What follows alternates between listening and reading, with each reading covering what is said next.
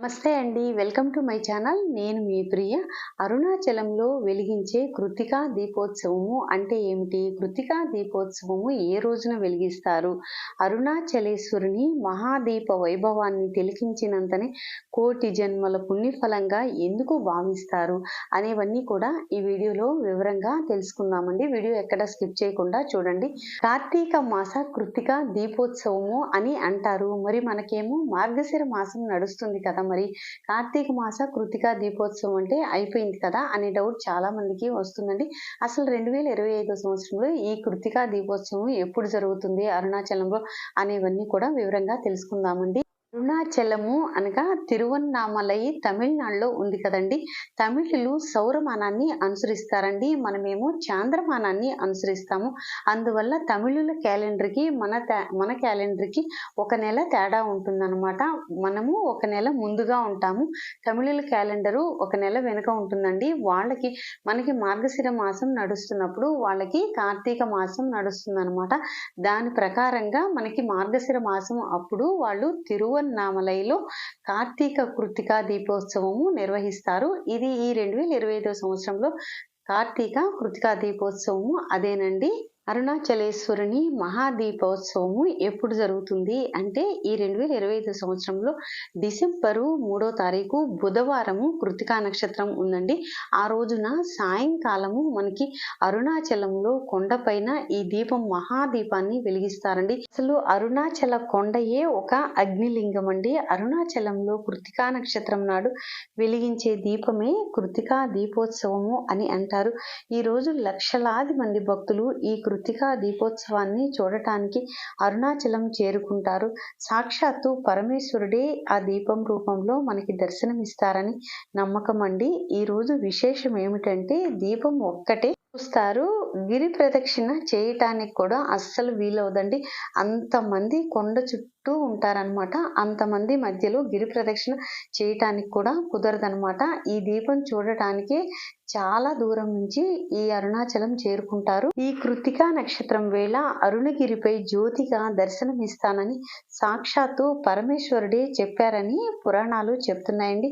ఒక కథనం ప్రకారం ఉమాదేవి తపస్సుకు మెచ్చిన పరమేశ్వరుడు తన శరీరంలో సగం ఇచ్చి ఒక్క క్షణం దివ్య జ్యోతి రూపంలో దర్శనమిచ్చారు. దానికి ప్రతీకగా ఈ మహాదీపోత్సవాన్ని నిర్వహిస్తారు.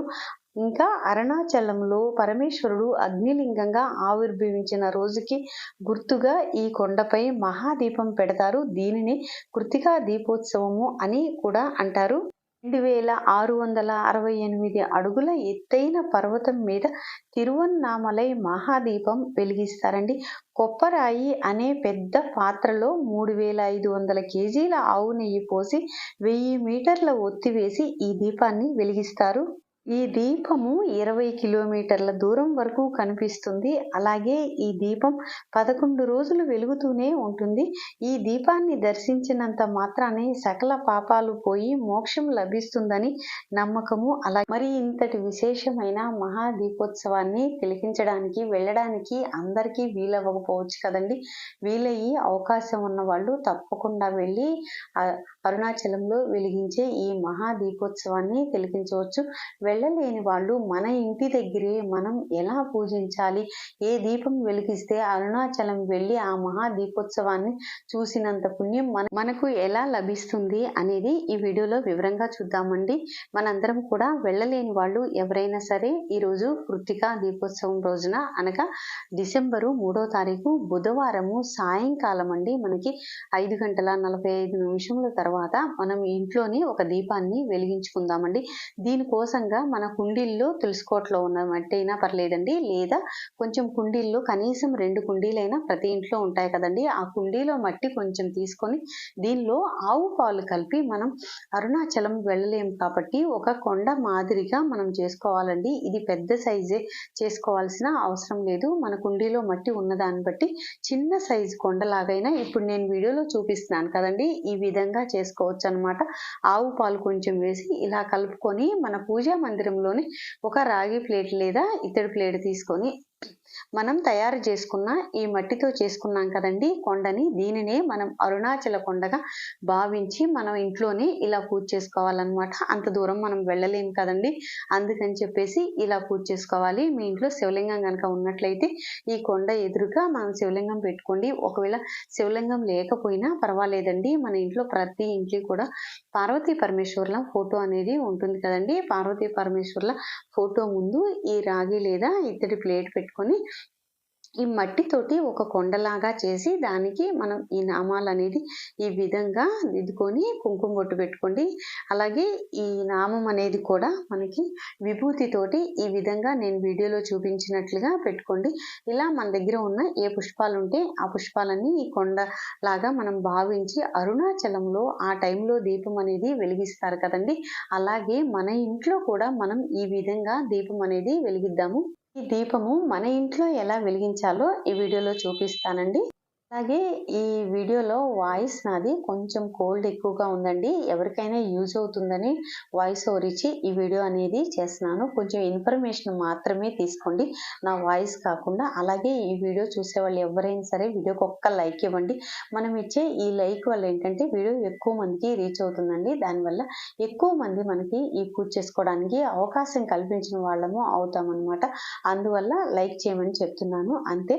ఇప్పుడు మనం 6 మట్టి దీపాలు ప్రమిదలు తీసుకోండి. అలాగే కింద కూడా మనకి 2 ప్రమిదలు ఉంటే అలా ఒకదాని మీద ఒకటి పెట్టి తీసుకోండి. ఒకవేళ 2 అంటే 6, 6, 12 మట్టి ప్రమిదలు లేవు అనుకున్న వాళ్ళు కింద మీరు ఒక తమలపాకు ఏదైనా ఉంచేసి దాని మీద మనం ఈ మట్టి ప్రమిదలు పెట్టుకొని దానిలో నువ్వుల నూనె పోసి దానిలో ఒత్తులు వేసుకొని మామూలుగా మనం దీపారాధన ఎలా చేసుకుంటామో అదే విధంగా ఇలా ఒత్తులు వేసి ఈయన్ని ఏకహారతితోటి వెలిగించుకోవాలండి. మనం నిత్య దీపారాధన అయితే ఎలా చేసుకుంటామో అదే విధంగా నిత్య దీపారాధన చేసుకున్న తరువాత సాయంకాలం కూడా మనం నిత్యంగా చేసుకునే ఈ దీపారాధన చేసుకున్న తరువాత ఇలా మట్టితోటి ఇలా కొండలాగా చేసుకొని ఈ రాగి లేదా ఇతడి ప్లేట్లో పెట్టుకొని దాని ఎదురుగా మన ఇంట్లో శివలింగం ఉంటే శివలింగం పెట్టుకోండి. శివలింగం లేకపోతే పార్వతీ పరమేశ్వర్ల ఫోటో ఉంటుంది కదండి, ఆ ఫోటో పెట్టుకొని ఈ విధంగా 6 మట్టి ప్రమిదలు పెట్టుకొని దానిలో నువ్వుల నూనె పోసేసి దానిలో ఒత్తులు వేసి ఈ విధంగా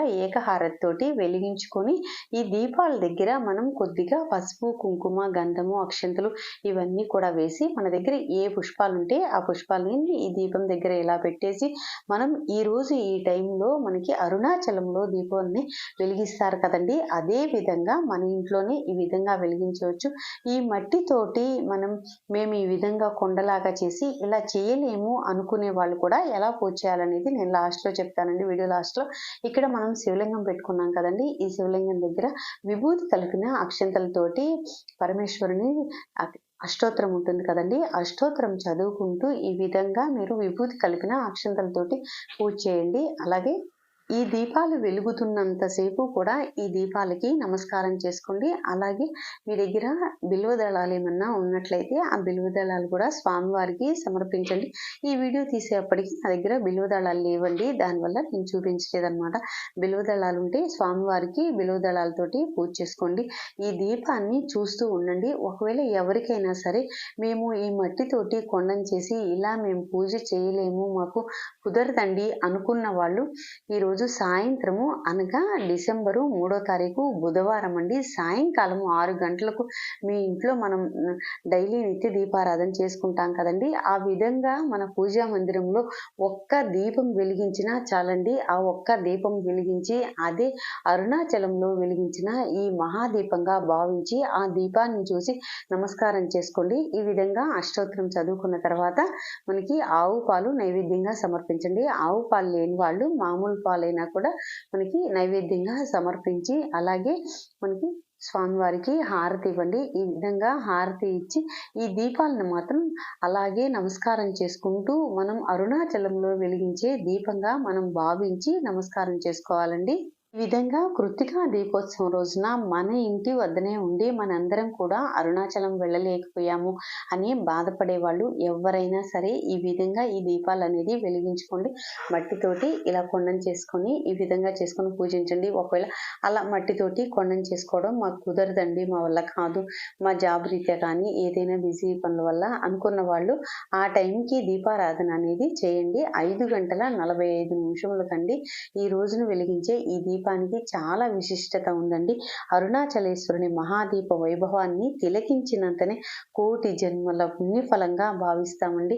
మరి అంత దూరం వెళ్ళి మనం ఆ దీపోత్సవాన్ని తిలకించలేకపోయినా కూడా మనం టీవీలో కూడా చూపిస్తారు కదా, ఆ విధంగా కూడా చూసి నమస్కారం చేసుకొని అలాగే మన ఇంట్లో అయినా కూడా ఒక్క దీపమైనా ఈ విధంగా ఈరోజు వెలిగిస్తే చాలా మంచిదండి.